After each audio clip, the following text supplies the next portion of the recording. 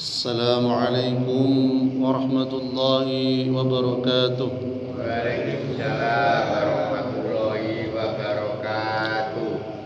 إن الحمد لله نحمده ونستعينه ونستغفره ونعوذ بالله من شرور أنفسنا ومن سيئات أعمالنا.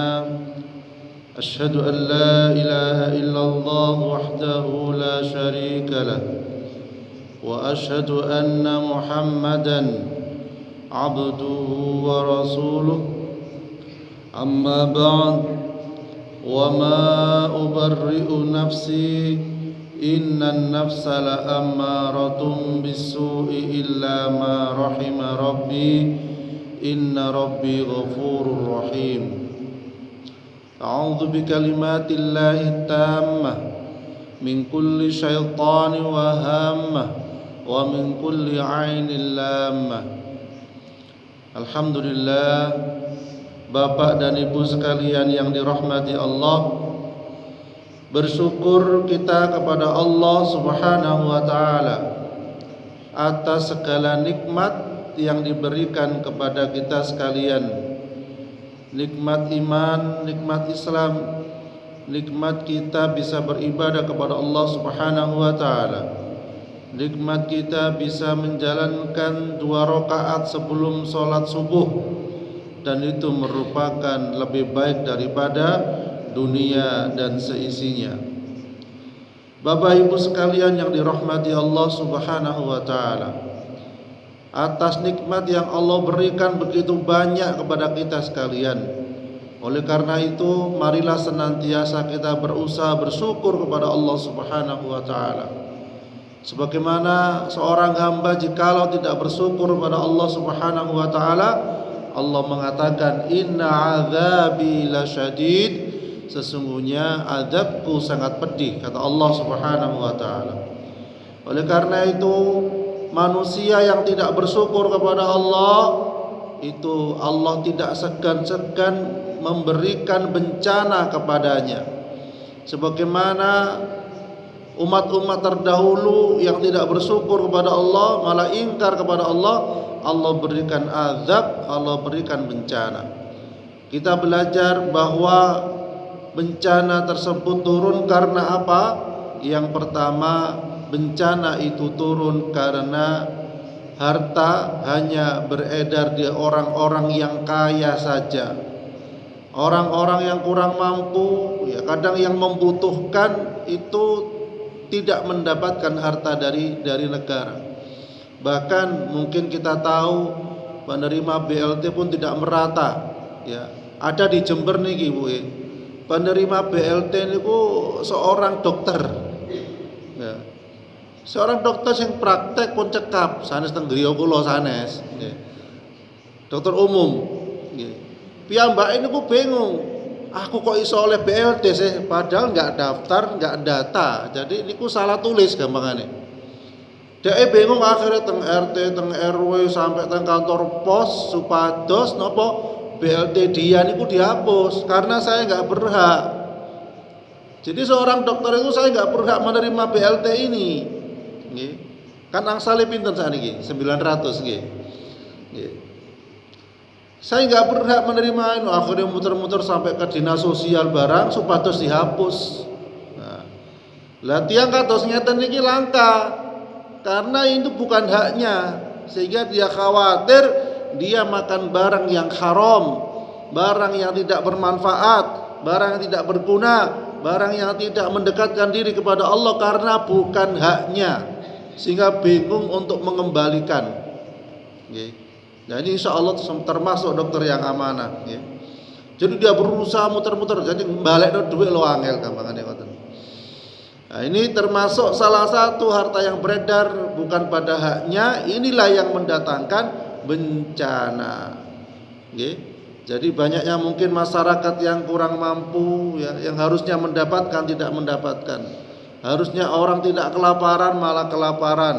Ya. Jadi ngoten. Inilah yang menjadikan murkanya Allah, menjadikan banyaknya bencana.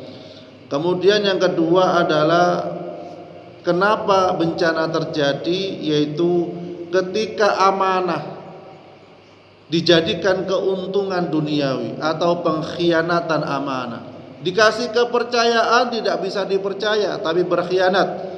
Dikasih titipan harta malah berkurang. Dikasih titipan omongan malah bertambah. Rangoten biasa nggih.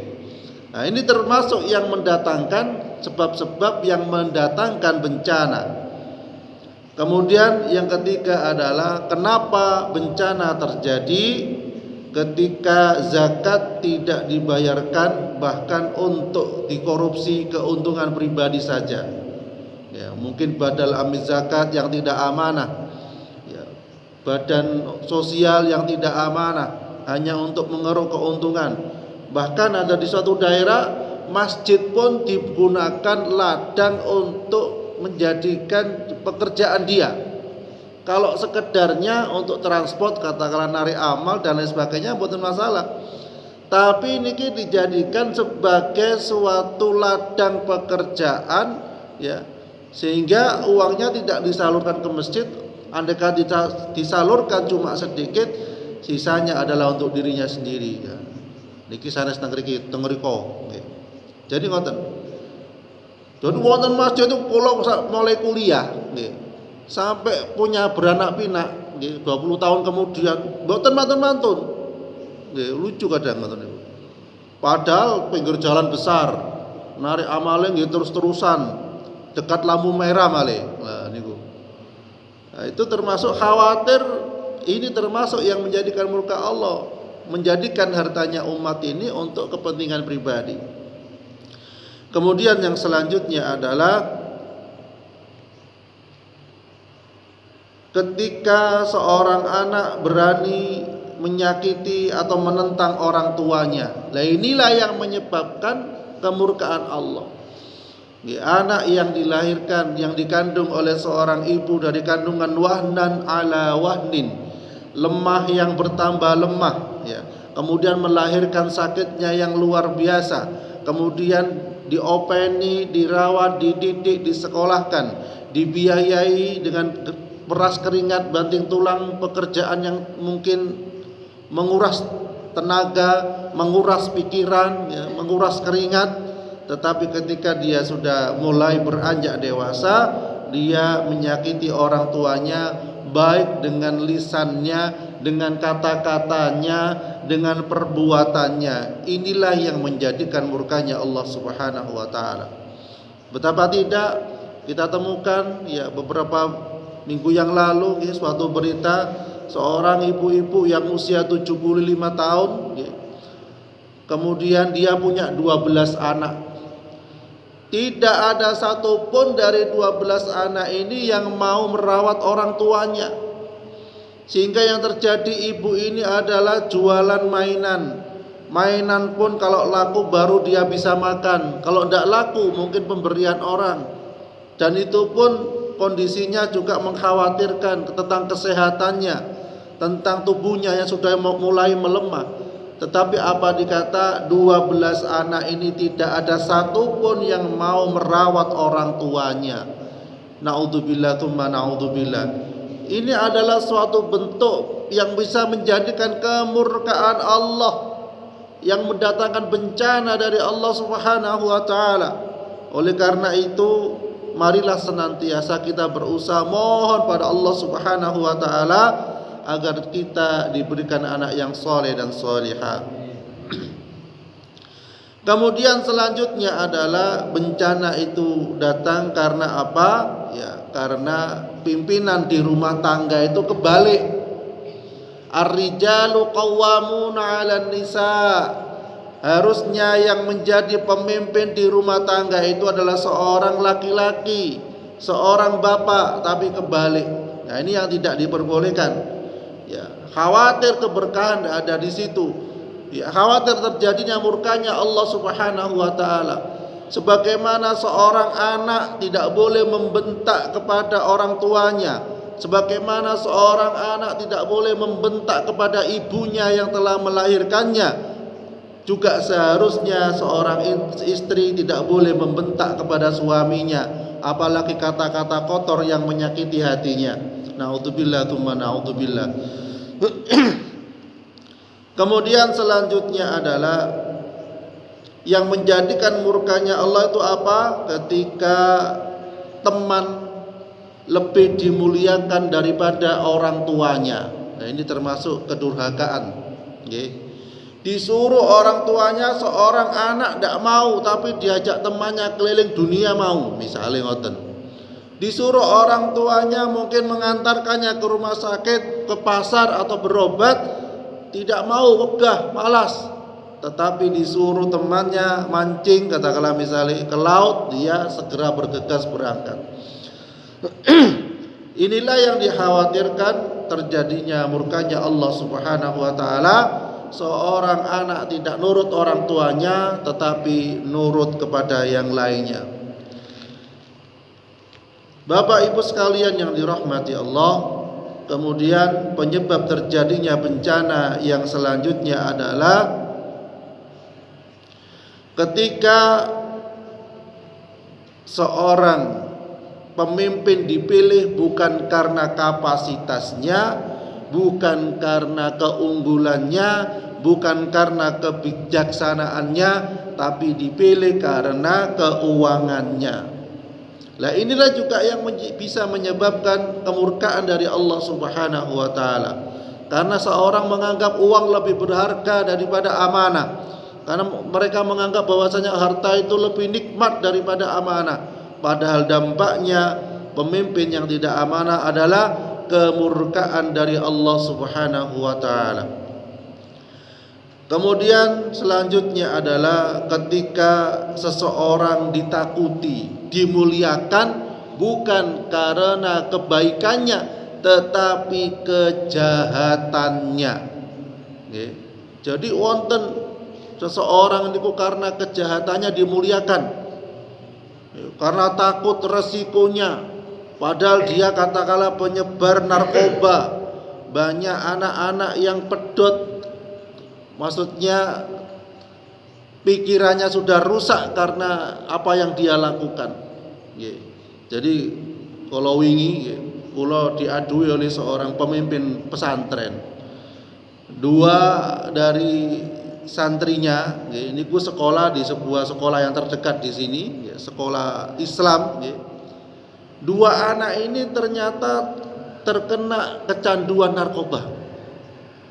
Jadi pas di pondoke piambek kok tilem ae. Kemudian pulangnya malam.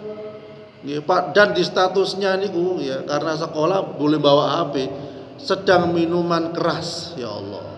Terang-terangan iki.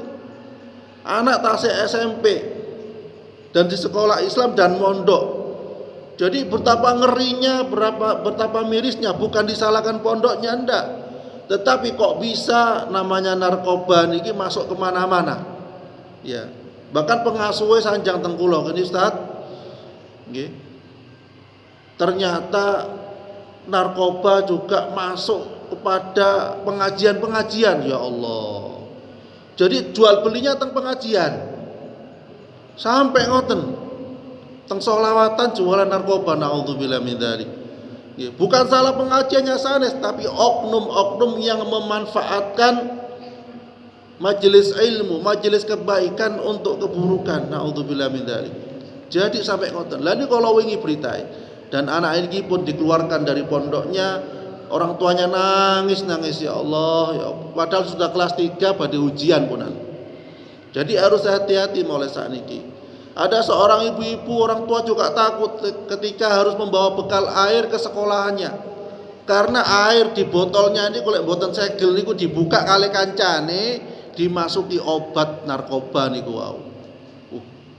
Jadi sadis. Memang regane murah 5.000 paling untuk 10-20. Tetapi dampaknya kata lari-lari alit pun pedot, pun teler, pun boten produktif. Lah niku kan merusak generasi bangsa. Jadi oleh karena itu kita berusaha berwaspada. Ya, kita berdoa pada Allah Subhanahu wa taala agar anak kita pun dijauhkan dari narkoba. Ya. Kemudian penyebab bencana yang selanjutnya adalah banyaknya kemaksiatan banyaknya hal-hal keburukan yang dimurkai Allah, termasuk kesyirikan. Jadi dikatakan dalam sebuah hadis itu bahwa ketika seseorang menganggap bahwasanya Allah itu punya anak, Allah itu bisa beranak, hampir-hampir langit itu pecah. Ya, gunung-gunung bisa jadi berhamburan, laut-laut meluap. Dan itu rata-rata terjadi pada bulan apa? Desember. Nggih. Kan Desember ini wonten sing menganggap Allah punya anak, nggih napa mboten? Nah, akhirnya apa yang terjadi rata-rata Desember itu puncak-puncaknya bencana. Nggih. Tsunami kapan terjadi? Desember. Nggih. Dan bencana-bencana yang lainnya rata-rata Desember. Itulah adalah bentuk kemurkaan Allah Subhanahu wa taala. Desember, kemudian mendekati Desember tahun baru, banyak orang yang mungkin bisa keliling kota, keliling dunia, rekreasi kemana saja. Naudzubillah min dzalik, mungkin pesta-pesta kemaksiatan dilakukan. Ya. Padahal orang tuanya butuh makan, butuh beras, tetapi anak-anaknya pada keliling dunia, keliling kota dalam rangka mencari hiburan katanya. Sedangkan orang tuanya bekerja keras di rumah banting tulang, banyak kebutuhan ini dan itu, tetapi banyaknya hiburan dan lain sebagainya yang menjadikan seorang anak gak berbakti kepada orang tua. Ini salah satunya pun yang menyebabkan terjadinya bencana. Ada suatu kisah nggih di daerah Legetang tahun 1955 kurang lebih. Allah Subhanahu wa taala memberikan desa itu desa yang subur, desa yang makmur, panen melimpah, nggih. Tanamannya ijo royo-royo, tanamannya subur. Yang lain tidak panen, itu panen. Pokoknya terpenuhi kebutuhannya. Dan ternyata di penduduk di desa itu bukan bersyukur pada Allah, malah kufur kepada Allah. Naudzubillah min dzalik. Molimo pun biasa, berjudi pun biasa. Naudzubillah min dzalik. Pokok pergaulan yang luar batas. Ya, seorang anak dengan ibunya wis biasa dalam artian berhubungan dan lain sebagainya. Akhirnya apa yang terjadi? Suatu saat hujan rintik-rintik. Hujan rintik-rintik, kemudian diiringi hujan besar, kemudian diiringi dengan ledakan yang dahsyat. Dan pada waktu malam itu orang-orang tidak ada berani yang keluar karena kaget ada ledakan yang dahsyat. Kemudian besok paginya dilihat ternyata satu desa yang jumlah penduduknya kurang lebih 300-an. Desa itu hilang. Hilang karena apa? Ternyata ditimbun oleh tanah yang begitu tinggi, yang begitu besar. Loh kok bisa? Biasanya pun kita tinggali di Sumatera Utara, kejadian banjir, longsor, itu banyak air itu yang membawa tanah untuk longsor. Dan jumlah korban 300-an mirip lebih. Dan ini di Legetang niki, desa niku ditimbun oleh tanah. Padahal niku wonten pegunungan. Andai kata pegunungan itu longsor paling ke sungai yang di sekitar pegunungan. Tetapi seakan-akan pegunungan niku dibelah. Panjenengan tahu napa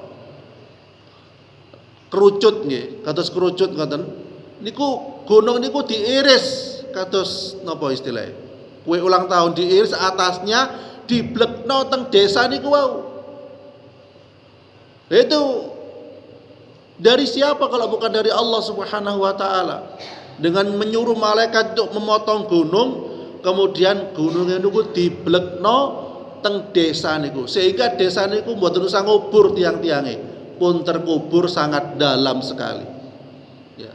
Itu salah satu bukti azab yang turun karena nopo? Kemaksiatan, karena perbuatan dosa, karena perbuatan salah yang dilakukan terus-menerus, ya, dan dia tidak segera bertobat pada Allah Subhanahu wa taala, padahal Allah berikan kenikmatan panen yang luar biasa di situ.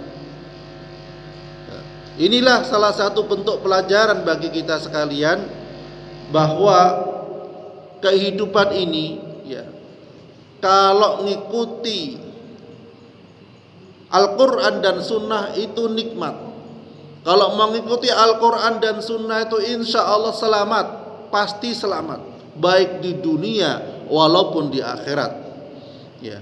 Dan termasuk orang-orang yang soleh, orang-orang yang beriman, apakah tidak lepas dari musibah? Bisa jadi tidak terlepas dari musibah. Suatu ketika Allah Subhanahu wa ta'ala menyuruh malaikatnya untuk membinasakan suatu kaum. Jadi membinasakan suatu kaum. Kemudian malaikat itu ke sana, survei, gampangannya ngoten. Setelah disurvei, ternyata di situ ada orang ahli ibadah, salate rajin, zikire rajin, pokoknya wis ibadah rajin. Ya. Tetapi kurangnya dia di masyarakat sekitarnya itu banyak kemaksiatan. Dan orang yang rajin beribadah ini tidak mau tahu. Wis beno pokoknya aku aman, pokoknya aku ibadah kepada Allah. Enggak mau tahu ada kemaksiatan, ada kemungkaran. Dia tidak mau amar ma'ruf nahi mungkar, mencegah kemungkaran itu, minimal melaporkan kepada yang berwajib. Ya. Akhirnya dia kembali kepada Allah Subhanahu wa ta'ala. Ya Allah, di situ ada hambamu yang taat beribadah, yang taat zikir, baca Quran dan lain sebagainya. Terus bagaimana ya Allah? Kemudian Allah, tapi dia tidak mau tidak mau melakukan amar ma'ruf nahi mungkar, tidak mau berdakwah, tidak mau menasihati mereka yang punya salah. Apa kata Allah Subhanahu wa taala? Binasakan dia terlebih dahulu. Sampai ngoten, binasakan dia terlebih dahulu. Dia menggunakan ibadahnya untuk kepentingan dirinya sendiri saja, sedangkan masyarakatnya dia tidak berdakwah di sana, tidak dia kasih nasihati di sana. Akhirnya Allah turunkan azab di situ. Jadi azab itu bisa turun kepada siapapun. Orang salah bisa, orang soleh pun juga bisa. Kalau orang soleh itu diam. Tetapi perlu diketahui bahwasanya azab yang turun ketika terjadi pada orang yang salah itu merupakan bentuk azab. Kemudian ketika terjadi pada orang soleh yang sudah berdakwah dan lain sebagainya, itu termasuk salah satu ujian dari Allah Subhanahu wa ta'ala. Ada suatu kisah bencana di tsunami Bapak Ibu sekalian. Bencana di tsunami itu kurang lebih 100-an ribu orang yang meninggal dunia. Para relawan, ya, bahkan para aparat tentara dan lain sebagainya itu berusaha mengambil mayat-mayat, tapi kewalahan. Banyaknya bau mayat yang tidak karuan. Lek tiang meninggal seminggu, ambune krasa mboten Bu? Pak, mampu.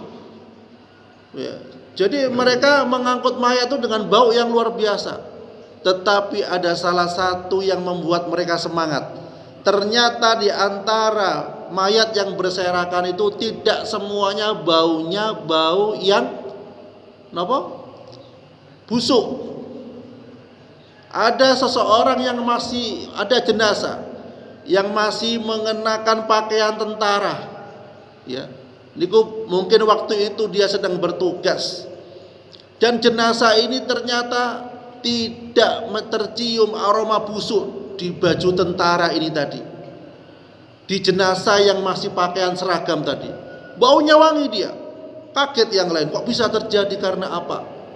Ternyata salah satu kuncinya kenapa dia baunya wangi. Dia itu tidak banyak campur urusan seseorang yang bukan urusannya. Dia itu bukan kompor ketika dikasih tahu suatu berita langsung menyebarkannya. Dia bukan lisan yang lisan tajam dan menggunakan kata-katanya dengan kata-kata yang tidak baik. Tetapi dia berusaha menghindar ketika ada perkataan yang tidak baik. Ketika teman-temannya saling rasan-rasan, dia tutup telinga menghindar. Ketika ada teman-temannya mungkin memfitnah, menjelekkan orang lain, dia menghindar. Sehingga telinga tentara, jenazah tentara ini digunakan untuk kebaikan, bukan untuk mendengarkan kata-kata yang tidak baik kata-kata yang jorok, kata-kata ghibah, kata-kata rasan-rasan, sehingga Allah berikan dari tubuhnya jenazahnya baunya wangi. Inilah salah satu ibroh atau pelajaran bagi kita sekalian, bahwa apa yang kita katakan kepada manusia, ghibah, kebusukan dan lain sebagainya, khawatir jasad kita nanti kelak akan cepat membusuk. Seperti yang terjadi pada Zionis Israel, jasadnya 1 hari ambune pun boten karuan. Nah, itu gambaran orang yang hatinya baik, orang yang hatinya bersih, orang yang hatinya ikhlas, orang yang hatinya mudah memaafkan, orang yang hatinya tidak gampang tersulut oleh berita-berita yang tidak benar, oleh berita-berita mughibah, oleh berita-berita rasan-rasan dan lain sebagainya. Insya Allah Allah lindungi jasadnya ini dengan sebaik-baiknya. Itu di dunia, apalagi di akhirat kelak. Karena alam kubur itu penentu nanti seseorang itu selamat di akhirat apa tidak. Kalau jasadnya wangi, harum, dan pemakamannya juga luar biasa, insya Allah salah satu sebab dia akan mendapatkan nikmat kubur dan mendapatkan surganya Allah Subhanahu wa ta'ala. Oleh karena itu, mari pada mendekati tahun baru ini ya, kita berusaha bersama-sama. Mungkin yang lain banyak yang pesta-pesta, mungkin yang lain banyak yang ini dan itu, menghambur-hamburkan uang. Mari kita sekalian berusaha untuk lebih berbakti kepada pintu surga kita, lebih taat kepada pintu surga kita. Anak-anak direm, tidak usah los, kasihan orang tuanya yang nyari uang ke sawah, kepanasan. Ya, ketika dapat uang digunakan untuk pesta-pesta narkoba, minum-minuman, naudzubillah min dzalik. Monggo sekalian kita berusaha bersama-sama. Kalau kemarin istighfar 100 ya, pada bulan Desember Januari ini kita tambahi istighfar kita. Entah 1000, entah berapa terserah pun. Untuk apa? Meredam murkanya Allah, agar tidak terjadi bencana di daerah kita dan sekitarnya, terutama di dunia ini. Ya, semoga Allah Subhanahu wa taala melindungi diri kita, anak keturunan kita dari hal-hal yang diharamkan, dan kita bersama-sama masuk surganya Allah Subhanahu wa taala. A'udzubillahi minasyaitonirrajim. Bismillahirrahmanirrahim. Alhamdulillahirabbil alamin.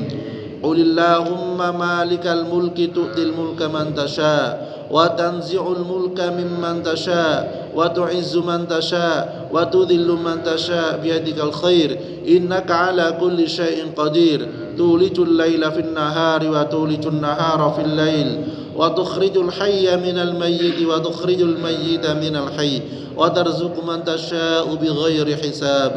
Allahumma innaka ta'lamu anna hadhihi al-qulub qad istama'at ala mahabbatik waltaqat ala ta'atik wa tawahhadat ala da'watik wa ta'ahadat ala nusrati syari'atik. فوثق اللهم رابطتها وأد مدها وهديها سبلها واملأها بنورك الذي لا يخبو واشرح صدورها بفيض الإيمان بك وجميل التوكل عليك وأحيها بمعرفتك وأمتها على الشهادة في سبيلك إنك نعم المولى ونعم النصير.